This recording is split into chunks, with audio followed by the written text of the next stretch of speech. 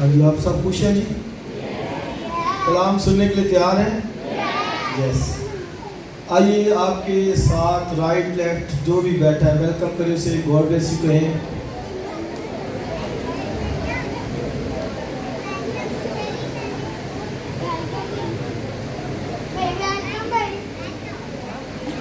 और अब फिर एक दफ़ा ज़ोरदार तालियां खुदा के पाक के लिए, खुदा के कलाम के लिए।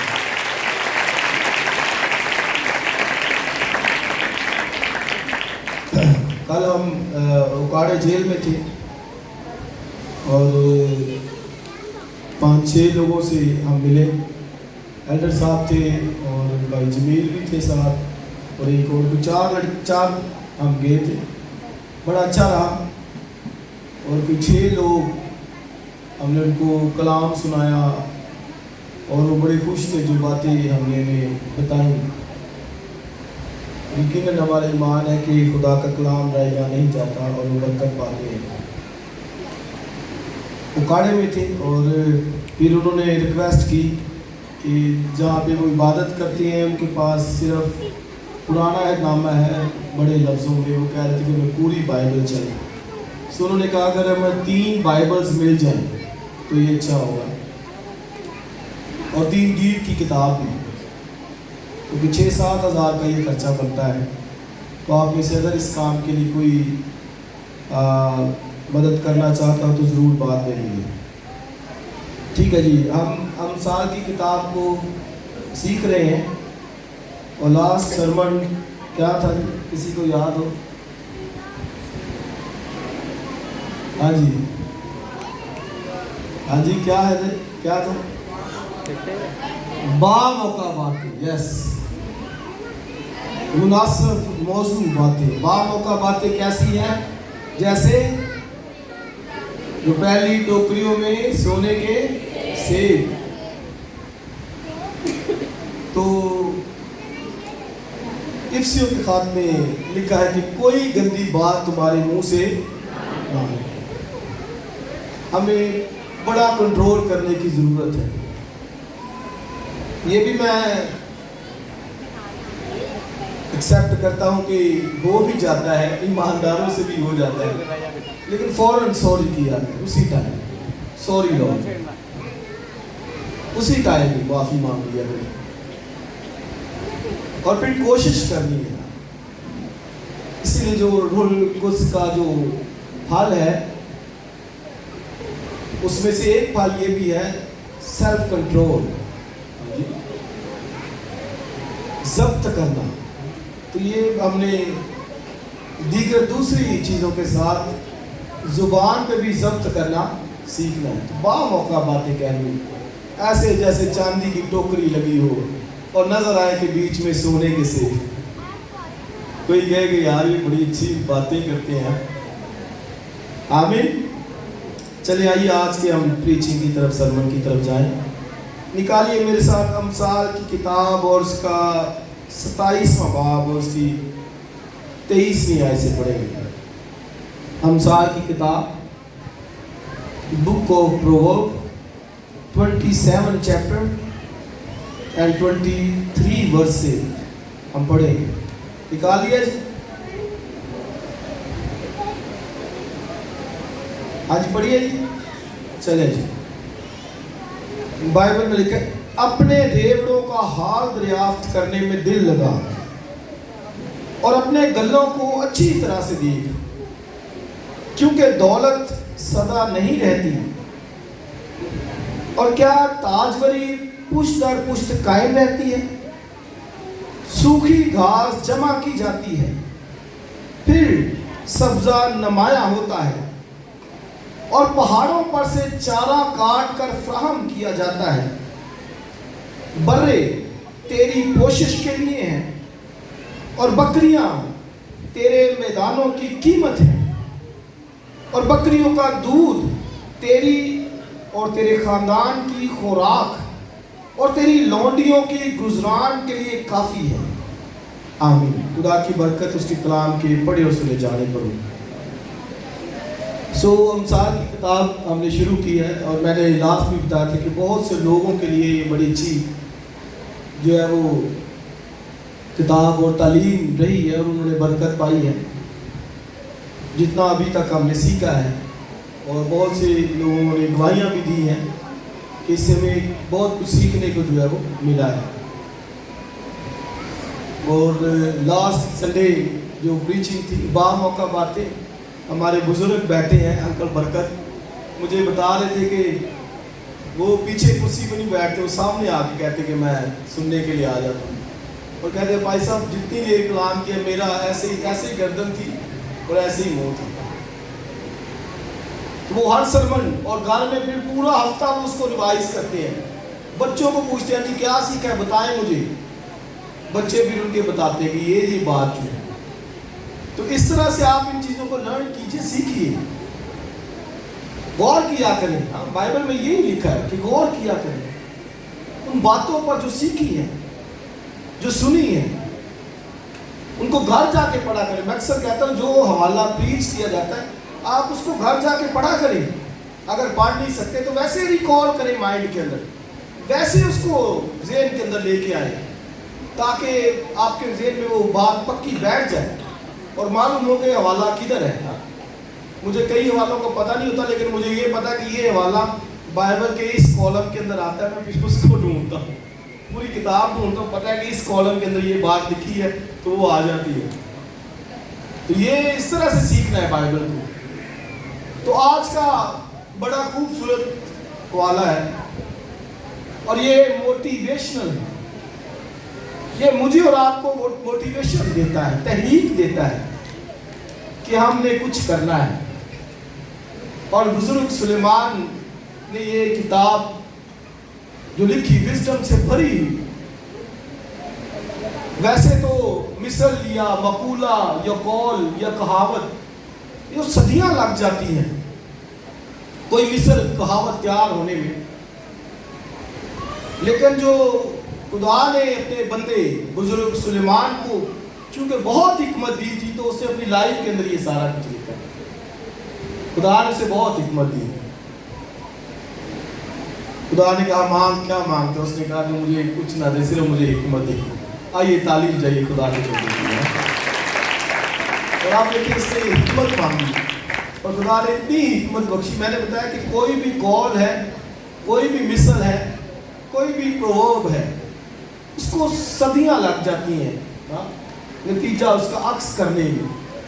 लेकिन चूंकि खुदा ने उसको इतनी विजडम दी कि उसने अपनी लाइफ के अंदर ही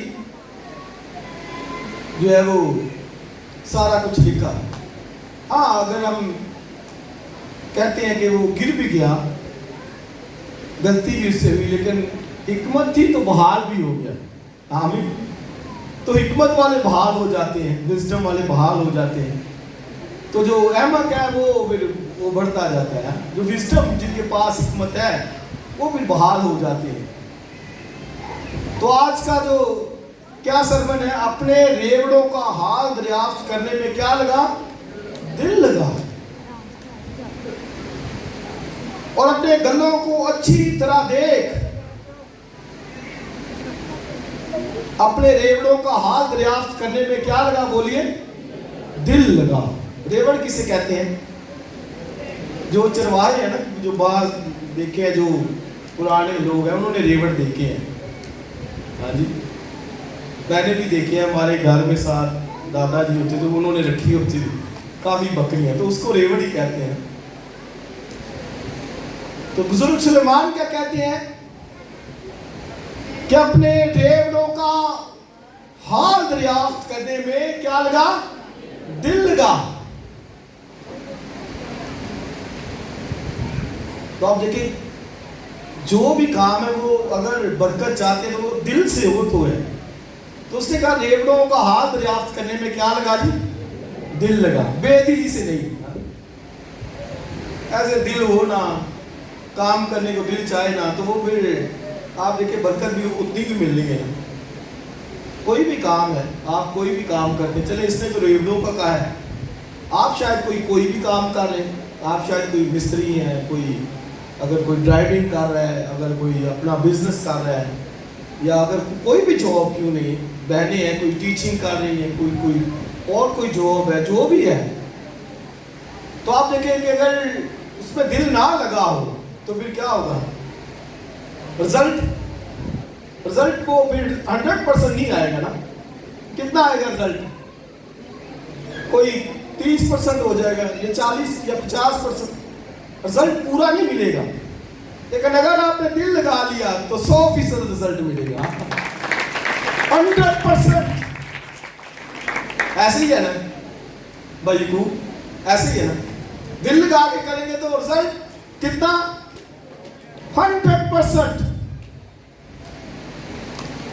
तो इससे पहली बात तो ये हमें सीख लेनी है कि हमने जो भी करना है ना, दिल लगा। और फिर मसीहों को तो जो कहा गया, काम या कलाम जो कुछ करो खुदावंद यीशु के नाम से करो और उसके लिए करो। जो कुछ भी करते हो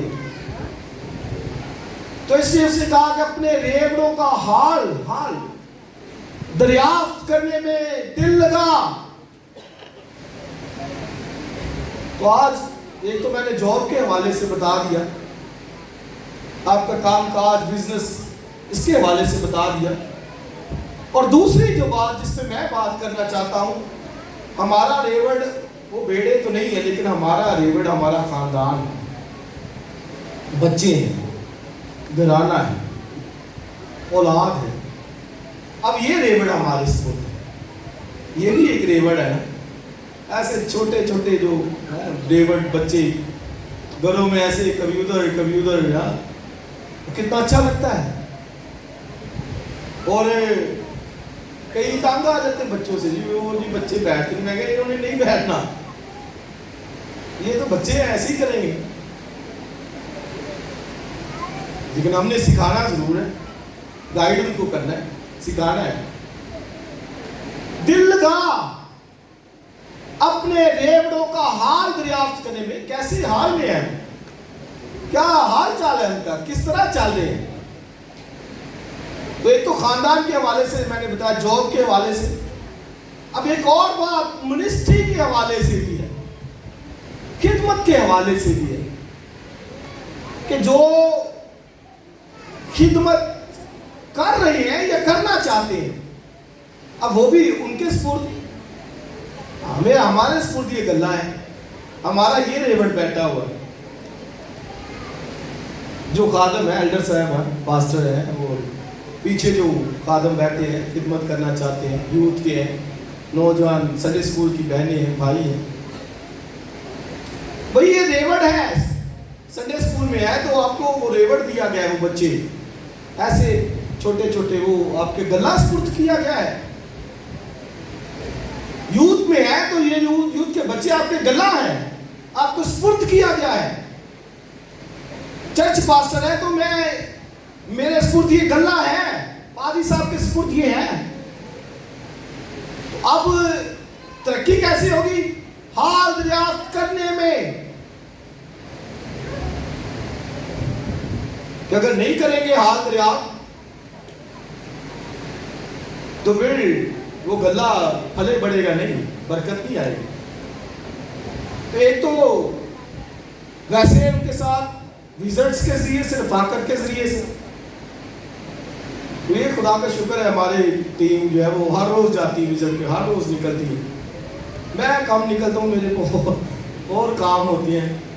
पूरे पाकिस्तान के अंदर हमने स्टडी सेंटर शुरू किए हुए और खुदा का शुक्र है बहुत लोग सीख रहे हैं।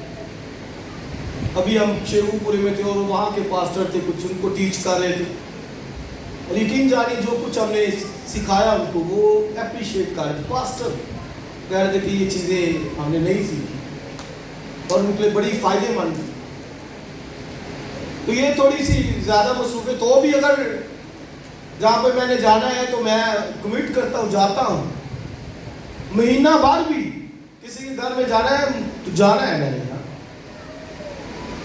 एक दफ़ा किसी के घर में पूरा एक महीना डीमन केस था, तो मैं जाता रहा पूरा महीना। रात को प्रेयर 12 बजे भी कभी बुला लेते, 1 बजे भी, तो मैं जाता था वहाँ पर प्रेयर के लिए, क्योंकि जिम्मेदारी है, रेवड़ है, गल्ला है, फिक्र है। और इसलिए बाइबल में पतरस भी कहता है अपने गल्ला की जो खुदावन ने तेरे स्पुर्द किया है, लिखा उसकी निगहबानी कर। लाचारी से नहीं, बल्कि खुशी से, बेगरी से भी नहीं, और नाजायज नफे के लिए नहीं कि कोई नाजायज नफे के लिए करे, भाई नहीं, ये खुदा ने सुपुर्द किया है और इसको खुशी और लाचारी से नहीं करना, बल्कि खुशी के साथ कि खुदा ने आपके सुपुर्द ये किया है, इनको गाइड करना है, तालीम देनी है, सिखाना है, इनको ऊपर लेके आना है। तो जो प्रॉपर सीखते रहते हैं वो यकीनन बरकत पाते हैं और आगे जो है वो बढ़ते हैं, उनकी स्पिरिचुअल ग्रोथ होती है, रूहानी तौर पर ग्रोथ होती है और वो तरक्की करते जाते हैं।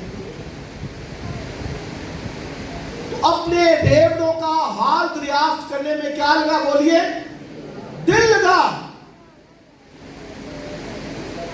अब अपने खानदानों को देखिए, घरानों को देखिए, ये बच्चे जो सुपुर्द किए हैं ये रेवड़ है आपके, दिल लगाइए इनके साथ, टाइम स्पेंड कीजिए इनके साथ, वक्त दीजिए इनके साथ।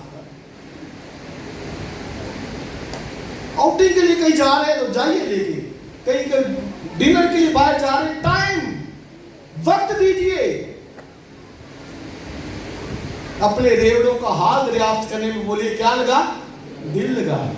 हस्बैंड वाइफ है तो आप देखिए वो सुपुर्द है, उसमें आप टाइम स्पेंड कीजिए,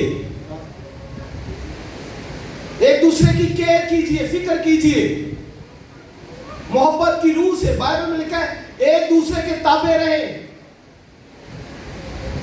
हस्बैंड है वो वाइफ के ताबे है, वाइफ है वो हस्बैंड के, दोनों। हमें बाइबल में लिखा है शोहरों अपनी बीवियों से मोहब्बत करो, बीवियों अपने शोहरों के ताबे रहो, बाइबल की तालीम है। तो फिर आगे तरक्की होगी, बरकत होगी। रेवड़ों का हाल दरियाफ्त करने में कई दफा बच्चे बड़े कई गुनाह में गिर जाते हैं और कई बुरी सोसाइटियों में बुरी तरह से नाकाम हो जाते हैं। हाँ ये है, मुआशरे में कहीं पर भी है, क्योंकि गुनाह का असर है। ये याद रखिए हमेशा कि गुनाह का असर है और कोई भी उस असर से जो है ना वो मुबर्रा नहीं रह सकता, उसका असर होगा, उसकी जिंदगी में होगा। आपके बच्चे हैं, यकीनन होगा, असर तो है, उनकी लाइफ के अंदर होगा। शायद वो जो है ना वो वीक हो जाए स्पिरिचुअल रूहानी तौर पर भी, लेकिन हमने क्या करना है, दिल लगाना है। क्या करना है, दिल लगाना है। असर है शैतान का, गुनाह का, लेकिन मैं ये भी नहीं कह रहा कि हमें उनको वैसे ही करने देना, नहीं। नंबर 1 तो दुआ और नंबर 2 उनकी रहनुमाई, गाइड। अपने रेवड़ों का हाल दरियाफ्त करने में क्या लगा, दिल लगा। और आगे पढ़िए क्या लिखा है, और अपने गल्लों को अच्छी तरह देख। कैसे देख, अच्छी तरह अपने गल्लों को, ये जो गल्ले हैं ना इनको अच्छी तरह देखें। इनकी नीड्स क्या है, जरूरत क्या है, इनका मुश्किलात क्या है, चैलेंजेस क्या है, तो ये कौन देखेगा, पेरेंट्स देखेंगे, वालिदैन देखेंगे। अच्छी तरह देख वो किस जगह पे रह रहे हैं, किस सोसाइटी के अंदर रह रहे हैं, और क्या उनको मसाइल है, फिक्रे हैं, क्या प्रॉब्लम्स है, क्या चैलेंजेस हैं। तो लिखा है अच्छी तरह देख उनको, अपने गल्लों को। अब अच्छी तरह गल्ला, जो हमारे पास एक एग्जाम्पल है, हमारा जो यहोवा बाप है वो भी रेवड़ चराने वाला था, चरवाहा था। पढ़ते हैं ना सबूत है, किसको आता है, अब वो अच्छी तरह देखता है। पढ़ेंगे जरा मिलके, खुदावन मेरा आगे मुझे कमी, वो मुझे हरी हरी चरागाह में। अब ये देखिए, ये अच्छी तरह देख रहा है कि कहाँ चराता है वो मुझे, हरी हरी चरागाह, वो मुझे राहत के चश्मों के पास, वो मेरी जान को बहाल करता है। का मौत के सायों की वादी में से मेरा गुजरो, मैं किसी बला से ना डर। अब ये है देखना कि चरवाहा है साथ, गल्ला जिसके सुपुर्द है, और बाप के पास तो ये सारी दुनिया गल्ला है, और इसीलिए लिखा कि वो किसी की भी हलाकत नहीं चाहता, एक की भी नहीं चाहता। अब ये है अच्छी तरह देखभाल करना। हाँ जी, आप समझ आई ना कि कैसे देखभाल करनी है। ये यहोवा बाप से सीखे कि लिखा वो किसी एक की भी हलाकत नहीं चाहता। और क्राइस्ट ने भी पैराबल सुनाई, तमसील सुनाई 100 शीप्स की, किसी की 100 भेड़ें थी, एक खो गई, 99 शीप्स उसने उधर छोड़ी और लिखा एक को गया ढूंढने के लिए। अब ये है अच्छी तरह देखना, सॉरी, ये है अच्छी तरह देखना, एक के लिए भी फिक्र कि वो कहां होगी, वो किस हाल में होगी। शायद उसने जंगली जानवरों ने पकड़ लिया है, कहीं वो फंस गई है, एक के लिए भी इसके दिल में फिक्र है। तो वो गया फिर और देखा कि भेड़ कैसे झाड़ियों के अंदर फंसी हुई, कांटों के अंदर, और से लिया वो कंधे पे उठा कर ले गया। गीत गाते ना कि नन्ही मुन्नी भेड़ उछलती, यूं भेड़ों से वो दूर दूर ही होती जाती और फिर फंस गई। इसका मतलब क्या है कि जो कलीसिया से दूर रहेगा यकीनन फिर फंस जाएगा। यहां से तालीम पाते रहेंगे तो ठीक, अगर 99 को छोड़ दिया, अपनी मर्जी की, अपनी समझ, अपनी हिकमत के मुताबिक जिंदगी गुजारी, तो कभी भी मुश्किल में जा सकते हैं। इसे याद रखें कि कलीसिया का हिस्सा रहिए, शामिल रहिए कलीसिया। हाँ, ये भी है, मुश्किलात आ जाती, कहीं आना जाना होता है, कोई जॉब की, लेकिन तो भी ज्यादा देर तक नहीं। यहां पर एक अच्छा गलेबान मौजूद है, खुदा का बेटा यीशु मसीह, जो हमें अच्छी चिरागाह में लेके जाता है, राहत के चश्मों के पास लेके जाता है, हमारी जान को बहाल करता है, मौत के सायों की वादी में से क्यों गुजरना हो। कहता है तेरी लाठी और तेरी आशा से मुझे तसल्ली है, और यकीनन भलाई और रहमत में मेरे साथ साथ रहेगी। अब ये है अच्छी तरह चलाना, देखभाल करना। आपके रेवड़ है, अच्छी तरह देखभाल कीजिए। और आगे जरा पढ़े, आगे का लिखा है, फिर आपको ज्यादा इस पैसेज की समझ आएगी। क्या दौलत सदा रहती नहीं रहती? कोई दौलत नहीं सदा रहेगी, आज है तो शायद खत्म। दौलत पे भरोसा नहीं। आज शायद बैंक में लाखों पड़े हैं, लेकिन बाइबल मुकद्दस क्या कहती कि क्योंकि दौलत सदा नहीं रहती। और आगे, और क्या ताजवरी, ये ताजवरी है, ताजोरी ना कोई पड़ता रहे इसको, यानी ताज, यानी मेरे सर पे ताज है तो कल को मेरे बच्चे पे ताज होगा। हाँ, मेरे दादाजी पे ताज था, मेरी वही ऐसे नहीं होगा। ताजवरी बाइबल में लिखा सदा नहीं रहती, दौलत भी सदा नहीं रहती। और आगे, पुश्ता पुश्त कायम ताजवरी नहीं रहती, सूखी घास जमा की जाती है। अब ये लॉ है, कानून क्या है, सूखी घास जमा की। आप शायद आपके लेबर सूखी घास, हाँ, सूखी घास को बेचारे खा रहे, या उनकी जिंदगियों में कोई सूखापन है, हाँ? शायद उनकी जिंदगियों में कोई परेशानी है, सूखापन है, शायद वो किसी बड़े मसले में से गुजर रहे हैं। लिखा सूखी घास जमा की। अब क्या मतलब है? अब ये मुश्किल काम है, सूखी घास को जमा करना मुश्किल काम है ना। पहले सूखी घास जमा की जाएगी,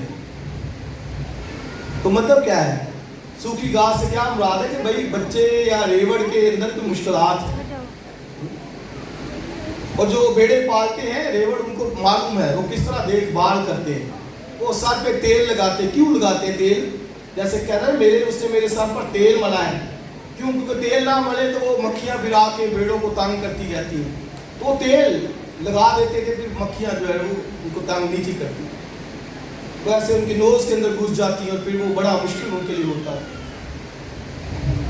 तो वो जो हाल रियाज करते, पहले लिखा सूखी घास जमा की जाती है।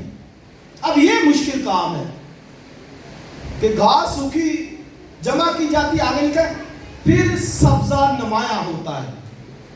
क्या मैंने कहा? सब्जा कब नुमाया होता है? पहले सूखी घास जमा की जाएगी।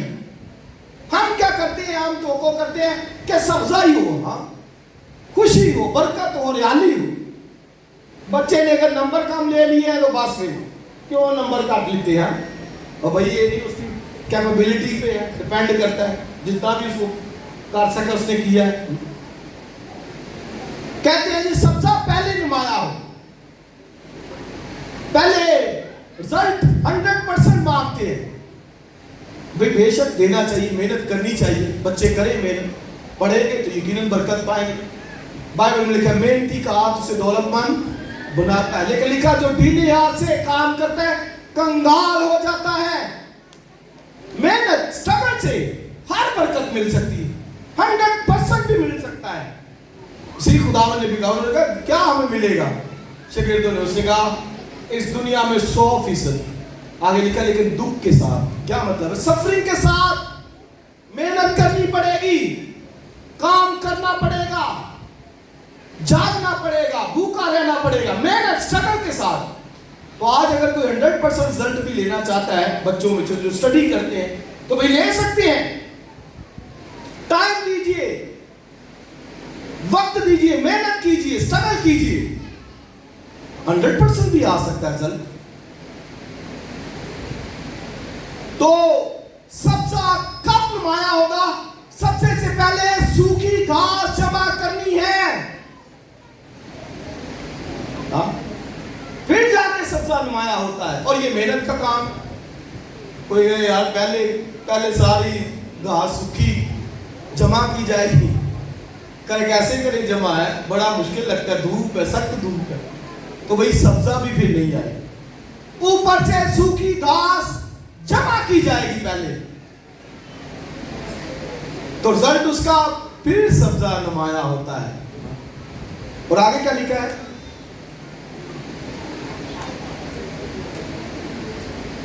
पहाड़ों पर से चारा काट कर फराहम किया जाता है। अब पहाड़ पे चढ़ना है, पहाड़ है ऊपर, तो ये मुश्किल काम है पहाड़ पे चढ़ना। सूखी घास ऊपर से जमा करनी है, ये मुश्किल काम, टाइम लगेगा। इसलिए सुलेमान ने ये कह दिया कि भाई अपने रेतों का हाल दरियाफ्त करने में दिल लगा, दिल से काम कर, पहाड़ पर चढ़ना है, चढ़ जा पहाड़ के ऊपर भी। बहुत सूखी घास है, निकाल सूखी घास को, उनकी जिंदगी से सूखी घास निकाल, उनके मामलात से सूखी घास नहीं रहनी चाहिए। हाँ, लेकिन तब सब्जा नुमाया होता है। हालेलुया। तो आप देखिए, इस पे हम वर्क नहीं करते, स्ट्रगल, मेहनत नहीं करते। बच्चों पे छोटे ही हैं, मैं कहूँगा ध्यान दीजिए। मैं एक ज्यूश के बारे में सुन रहा था आज, तो शायद आपने भी सुना फेसबुक पे, तो लेडी ने बताया उनके बारे में कि क्यों दुनिया पे वो राज कर रहे हैं, किस लिए। हाँ, पूरी दुनिया के अंदर उनका बिजनेस है, और कहते हैं कि दुनिया को अगर 11 बंदे लीड कर रहे हैं ना, पूरी दुनिया को 11 बड़ी फैमिलीज लीड कर रहे हैं, उनमें से 11 जो है वो 7 जो है वो यहूदी हैं। तो वजह क्या है? बच्चा कहते हैं कि जब पैदा होता है, बल्कि मां के पेट ही में क्यों नहीं, कहते हैं हमने इसे दुनिया का लीडर बनाना है। और कहा जाता है कि दुनिया के सबसे ज्यादा नोबेल प्राइज उनके पास है। अगर 200 है नोबेल प्राइज, तो उनमें से 195 के करीब उनके हैं। तो क्यों? माँ ने मेहनत की है, बच्चा अभी रहम में है, वो स्ट्रगल करती है, वो किसी को अपने पास सिगरेट पीने तक नहीं देती। इधर घरों में पान क्या, सिगरेट क्या, चरस क्या, शराब क्या, सब चल रहा है। तो बच्चे भी तो ऐसे ही होंगे ना, फिर कहते हैं रिजल्ट नहीं है, फिर ऐसे ही वो सूखी घास ही होगी ना। और फिर जब वो बच्चा बड़ा हो जाता है, या मुझे दुख होता है जब मैं कई दफा घरों में जाता हूँ, स्लांटीज देखता हूँ बच्चों के हाथों, खाई जाती है स्लांटीज, 2-2, 3-3 पकड़ी होती है। तो ये खुराक है, उनको गार्बेज कहते हैं, कूड़ा कहते हैं। वो तो दबाव बर्बाद कर देंगे, आपके बच्चे की ज़हनी काबिलियत को डैमेज करके रख देंगे। और अगर खिलाना है, घर में ड्राई फ्रूट रखिए, बादाम रखिए, खजूरें रखिए, ज़हन में हो कि मैंने बच्चे को दुनिया का एक अच्छा इंसान बनाना है। इस तरह परवरिश कीजिए, अपने रेवड़ों का हाथ दरियाफ्त करने में दिल लगाइए। इन किस तरह से परवरिश कीजिए। और उन्होंने कहा कि आप सिगरेट नोशी से खुद नहीं घरों में पीते, लेकिन दुनिया में आपका बिजनेस है बड़ा। कहते हैं हम बिजनेस के लिए करते हैं, लेकिन अपने घरों में अपने बच्चों को नहीं लेते। मोबाइल फोन भी वो सबसे महंगे से महंगा उन्होंने बनाया, लेकिन खुद वो दूसरा ही यूज करते हैं। भाई इसमें टाइम जाया नहीं करता, हम तो इतना टाइम जाया कर देते हैं मोबाइल पे। स्ट्रगल, मेहनत, अपने रेवड़ों का हाल दरियाफ्त करने में दिल लगा। और शरीयत भी, कलाम भी सिखाना है तो चल, सुबह शरीयत की किताबें 5 याद करनी है। कभी इतनी सख्ती की माएं उठाती हैं बच्चों को, उठ चल स्कूल चल। स्कूल के लिए फिक्र है भाई, क्या खुदा के लिए फिक्र नहीं? पूछिए उससे क्या पढ़ा है बाइबल में, कौन सी वर्ष पढ़ी है, कितना पढ़ा है। 5 किताबें याद करते थे वो जुबानी, 12 साल की उम्र तक 5 किताबें याद। और लोग उनको कहते थे शरीयत का बेटा है, सन ऑफ लॉ। तो सिर्फ मैंने शुरू में कहा ये मोटिवेशनल होगा पैगाम हमारे लिए, हमें ये झंझोड़ेगा भाई कुछ करना है। ये गले हैं, रेवड़ हैं, आपके सुपुर्द हैं घरों के अंदर। और अगर आपने इनका हाथ दरियाफ्त कर लिया तो आगे रिजल्ट पढ़ने क्या होगा। आइए रिजल्ट पढ़े, क्या होगा। 26वीं आयत, बर्रे तेरी कोशिश के लिए है, आगे बकरियां तेरे मैदानों की कीमत है। अब हाथ दरियाफ्त कर लिया ना, तो फिर आगे जो नस्ल आएगी, लिखा बकरियां तेरे मैदानों की कीमत। क्या मतलब है कि बरकत आगे और प्रॉपर्टी, मैदान खरीदे जा सकते हैं अगर तुमने रेवड़ का हाल दरियाफ्त कर लिया, दिल लगा लिया, मेहनत कर ली, पहाड़ों पर गए हो, सूखी घास जमा की है, सब्जा निकल आया है, तो रिजल्ट उसका देख लीजिए कि बकरियां तेरे मैदानों की कीमत होंगी। मैदान। और आगे बकरियों का दूध तेरी और तेरे खानदान की खुराक और तेरी लौंडियों की गुजरान के लिए काफी है। सिर्फ घर के लोग नहीं, नौकर चाकर भी आ गए। इतना बड़ा रिजल्ट आज शायद फिक्र नहीं की जाती, आज शायद देखभाल नहीं की जाती।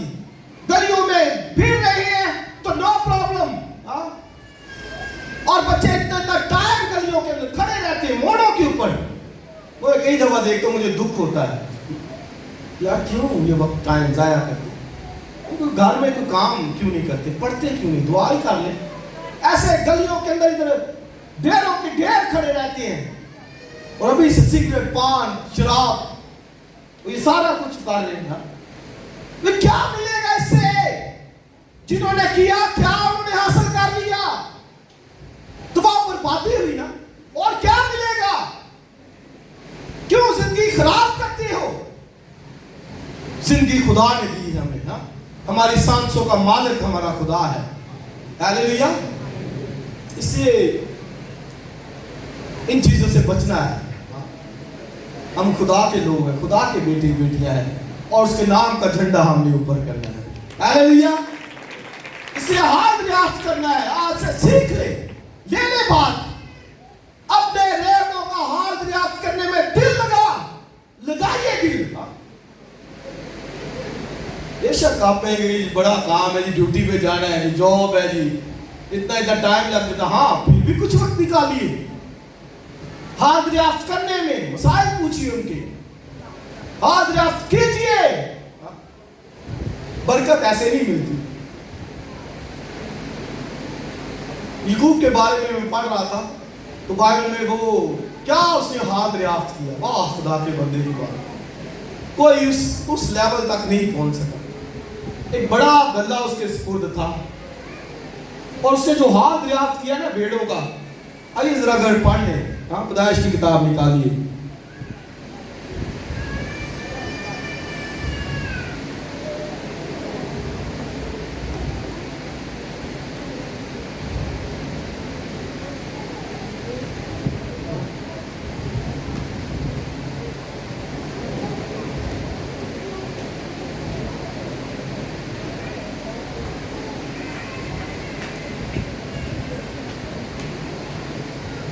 हाँ जी, तो उसका 31वां बाब निकालिए जरा। और याकूब ने जो हाल दरियाफ्त किया है वो पढ़िए जरा। 38वीं आयत, 31 चैप्टर 38 वर्ष से पढ़ेंगे। बुक ऑफ जेनेसिस, पैदाइश की किताब, लिखा है मैं पूरे 20 वर्ष तेरे साथ रहा। अब सुनिए क्या उसने रेवड़ का हाल दरियाफ्त किया, सुनिए। कहते हैं ना तो कभी तेरी भेड़ों और बकरियों का घाव गिरा। घाव गिरने का क्या मतलब है? बच्चा वेस्ट हो गया, जाया हो गया, मिसकैरेज हो गया। इतना हाल, इतना प्रोटेक्शन उसने दी याकूब ने। कहता 20 वर्ष के अंदर कोई ऐसा वाकया नहीं हुआ। मैं 20 वर्ष तेरे साथ रहा, ना तो तेरी भेड़ों का बकरियों का घाव गिरा, आगे ना तेरे रेवड़ के मेंढे मैंने खाए, जिसे दरिंदों ने फाड़ा मैं उसे तेरे पास ना लाया। उसका नुकसान मैंने सहा, जो दिन को या रात को चोरी गया उसे तूने मुझसे तलब किया। मेरा हाल ये रहा कि मैं दिन को गर्मी और रात को सर्दी में मरा और मेरी आंखों से नींद दूर रहती थी। मैं 20 वर्ष तक तेरे घर में रहा। 14 वर्ष तो मैंने तेरी दोनों बेटियों की खातिर और 6 वर्ष तक तेरी भेड़ बकरियों की खातिर तेरी खिदमत की और तूने 10 बार मेरी मजदूरी बदल डाली। आगे क्या कहता है? अगर मेरे बाप का खुदा, अब्राहम का खुदा, जिसका रौब इसहाक मानता था, मेरी तरफ ना होता तो जरूर आज मुझे खाली हाथ जाना पड़ता। देखा ही कितनी मेहनत की। ये है 20 years, 20 साल रेवड़ों का हाल दरियाफ्त किया उसने। कोई घाव गिरने नहीं दी, इतनी प्रोटेक्शन, इतनी केयर, दरिंदों से बचाया है ना। आज दरिंदे गलियों में धंधनाते फिरते हैं, ऐसे आपको नजर आएंगे दरिंदा सिर्फ इंसान। दूसरे के बच्चों को मना नहीं करेंगे बल्कि उनको अपनी सोसाइटी का हिस्सा बनाएंगे। याकूब की तरह सीखिए कि मैंने प्रोटेक्शन देनी है। और अब उससे बरकत कैसे पाई वो भी मैं जरा आपके लिए पढ़ना चाहता हूं। अच्छा, इसको जरा पूरा पढ़ लें। कहता अगर वो खुदा मेरे साथ ना होता तो आज मुझे खाली हाथ जाने देता। खुदा ने मेरी मुसीबत, मेरे हाथों की मेहनत देखी। कहता है कल रात तुझे डांटा भी खुदा ने। याकूब को कैसे पता चल गया? खुदा ने बता दिया तो मैंने उसको डांटा है, लावन को। कहता है खुदा ने तुझे डांटा है। इसका क्या मतलब है? आप खुदा के साथ हैं तो खुदा मुसीबतों को डांटेगा। ऐसे लोग जो आपके खिलाफ है खुदा उनको डांटेगा, उनको तंबीह करेगा। अब याकूब ने बरकत कैसे पाई? मैंने एक दफा पहले भी इसको प्रीचिंग की, एक लाठी दे के गया तो बरकत कैसे पाई वो जरा देखिए, पीछे जरा देखिए। अच्छा जी, 30वां बाब निकालिए। अच्छा, मैं आपको बता दूं कि याकूब का मैटर क्या था। याकूब ने कहा कि अब मेरी बरकत, मेरी मजदूरी क्या होगी? वो कहता है मेरी मजदूरी जो होगी वो सफेद भेड़े होंगी। सफेद भेड़े मेरी होगी और चितरी, अबलक और दाढ़ीदार जो वो तेरी होगी। तो जो महंगी भेड़े होती थी उस वक्त वो कौन सी होती थी? कलरफुल, जैसे चितरी, अबलक और दाढ़ीदार है ना, उसने कहा ये भेड़ें तेरी हैं और मेरी भेड़ें कौन सी होंगी? जो सफेद होंगी। उसने कहा सफेद वाली मेरी, तो तेरी कौन सी होगी?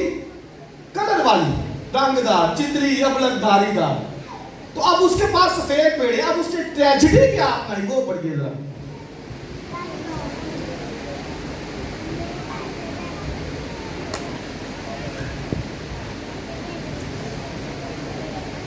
अच्छा, अगर मैं पूरा पढ़ूं ना तो फिर आपको ज्यादा समझ आएगी।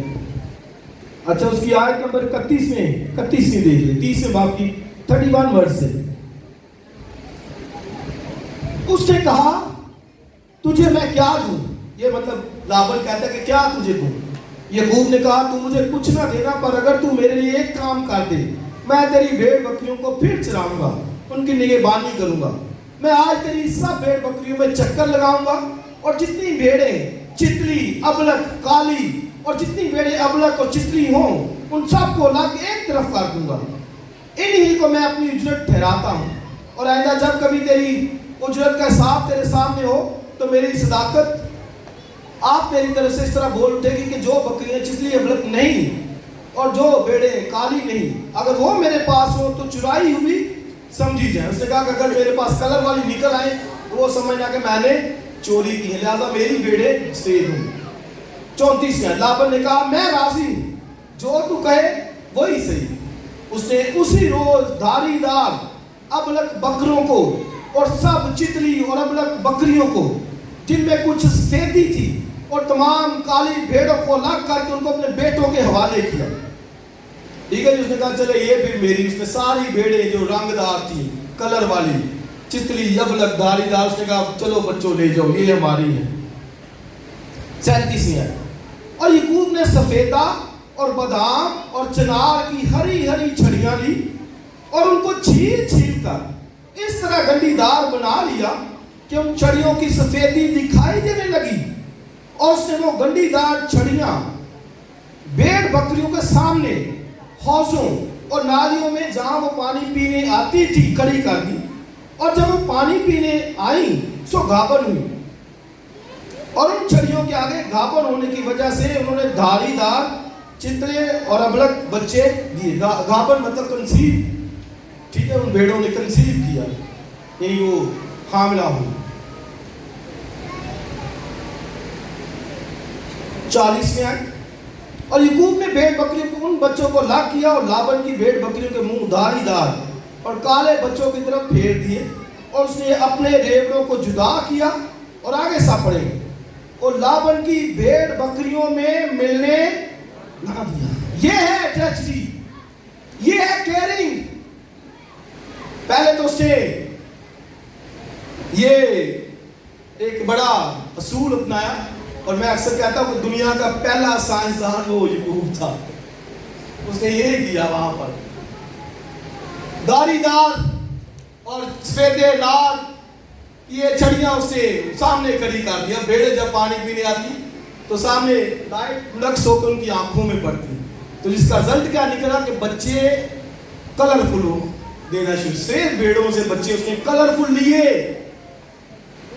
धारीदार अबलक चितले बच्चे उसने सफेद भेड़ों से लिए। ये है अपने रेवड़ों का हाथ रियाज करना। कभी बाइबल कहती कि उसने उनमें मिलने ना दिया, लाबन की भेड़ बकरियों में उसे उन्हें मिलने नहीं दिया, कतई दूर रखा। उसको पता था कि मैंने इनसे ब्लेसिंग ले ली। यही आज मुझे और आपको सूल अपनाना पड़ेगा। इन भेड़ों से, रेवड़ों से, गल्लों से इन्हें बचाना है लाबन जैसे बदकिरदार लोगों से कि ये उनके अंदर मिलने ना पाए, खिलत मिलत ना पाए। ये याकूब ने अपनाया है। और फिर बाइबल कहती है कि वो क्या एक छड़ी लेकर, और आप देखें आया जब तो 2 पूरे गोल थे उसके सामने। ये सब कहता है यार ये किधर से है? कहता है ये तेरे खुदा ने मुझे दिया, तेरा खुदा ये इसने मुझे दौलत दी। हालेलुया। तो वजह अपने रेवड़ों का हाथ रियाज करने में दिल लगाइए। मैं यहाँ पे एक और बात, कई दफा हम बच्चों को बुरा भला कहते रहते हैं, बस दुआएं देते रहते हैं। हरगिज़ ऐसा ना कीजिए, बचे इनसे। मैं जो बरकत उसने दी, यकूब को बरकत जो मिली, वो जरा पढ़ी इसहाक ने क्या बरकत उसको दी। फिर खत्म करते हैं, बस मुझे पता टाइम ज़्यादा हो गया। और मुझे ये भी सुनने को मिलता है, बास पीछे से बातें भी करते हैं। वो कहते सारे चर्च खत्म हो जाते, साढ़े बाद नींद पा के बैठे रहते। आइए जरा देखिए जरा क्या उसने बरकत दी यकूब को।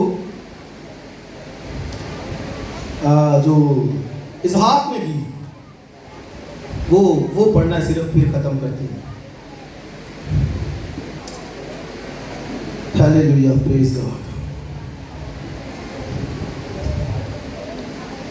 यार मुझे मिल नहीं रहा। जो इसहाक ने बरकत दी,